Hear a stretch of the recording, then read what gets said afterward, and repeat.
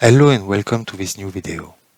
In the previous one, we have seen how to use 5 different macros that I shared in this post, and then I publish another post where I use this different attachment across different ER objects, always with a local data dictionary. And in this new video, I will talk about this last post where I have added the data security information, and I'm using an enterprise data dictionary where we can set up all our different attachments and data security information. And I will show you how to use all these different information across ERStudio Data Architect and Team Server Core just right now. I will go to my repository, I will log in, and from this repository I can show you all my different projects. If I click on Get Diagram, I will see the different projects that I have already shared. And I have here custom properties. This is a project where we have just created no entities, no attributes and so on, but we have created some custom attributes. And when we add this project to the repository, we promote its local data dictionary as an enterprise data dictionary.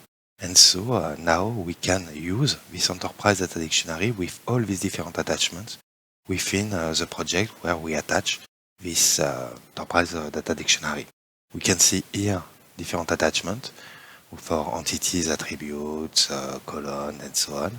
Here we have some data security information with different properties, and we can see that here I have view entities and so on, and here I have entities and I finish by view.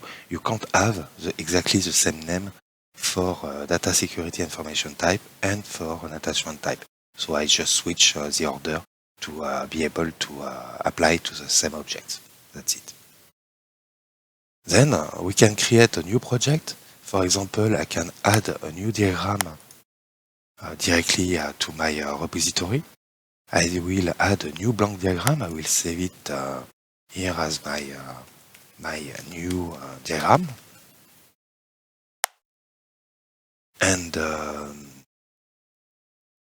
here you can see that we can add this project to a specific subfolder in our hierarchy, but we can also bind different data dictionary. And I can, for example, use my custom properties that I just show you, and I can use another one if I want. I can give a name to my new project, my new diagram. You can specify the different options directly here and so on. My new project with custom properties. I will not publish it yet, it is not ready. And this is the option when you promote what I have done with the custom properties to promote it as an enterprise data dictionary. And I will click OK. And automatically, it generates for me my new project, and it adds it to the repository, and it will automatically bind my enterprise data dictionaries. I can close this windows. And if I look in my data dictionary tab, here we can see that I have all my different custom properties. If I'm not an administrator of these custom properties, I can just use them. I can't edit them. I can't check out, for example. I can manage this with the security information. And we can directly have several enterprise data dictionary. You can see here I have another one with reference values, domains that I can use in my project. So now I can go to my model and I can add some different objects. You have seen in the blog post that I have shared different macros. I have one which is ERS handler. If I go to see my ERS handler, edit it, we can see in this one that it will automatically manage some different objects. And if I go to my options, I can see that in my automation options, I have checked my create handlers. So this script will be called every time we create a new attribute and so on. I have my data dictionary which has been defined here. And so if we look at the current version, where it is not in my sample, here I have the version 3. If I go to see my bind properties options, we can see at the top here different I'm not on the appropriate file. Here I have different options, and we can see that we are using a custom property, an enterprise data dictionary, which is named custom properties. So these custom properties, we can see the name from here, so it will be used. And so now, if I create a new entity in my model, insert entity, automatically it asks to check out. I haven't checked out my project yet. I will cancel and I will directly check out all the diagram. You will specify your different information. You can select your task that can be imported from Jira if you are using an Enterprise Team Edition with Team Server Core. First objects. Okay. Yes. Now you will see here that it has been checked out. So I can add my different objects directly from here. I can add a new ID, I can add a label and so on. And if I double click on my entity, we can see directly from the attachment binding that all my different attachments have been bound. You can see for entities. If I navigate to my attributes, label for example, I can see my different security information for my attributes. I can see the different attachments for my attributes. They have been automatically bound to the object from here. I do the same with, for example, a relationship. I can see from here that it's not a containment, and if I scroll here, I can see my attachment binding that has been automatically bound. I will now open a new project, another project, which is the one I share the screenshot in the blog post. We can see here a model with different entities, attributes, relationship, and so on. If I double click my entity, I can see a definition for my entity. You can see some terms that has been underlined. So if I put my mouse over, I can view directly a definition for all these different terms. They have been provided by Team Server Core within the solution.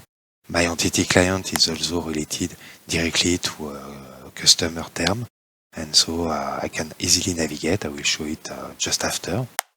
My attachment bindings are all populated. My security information are also available. This is the same for all the different attributes. I have some different values available for the different attributes directly from here. And this project has been shared in my repository and then published in Team Server. So if I navigate back, for example, to my definition, when I see the definition of my customer, I can click on the term itself.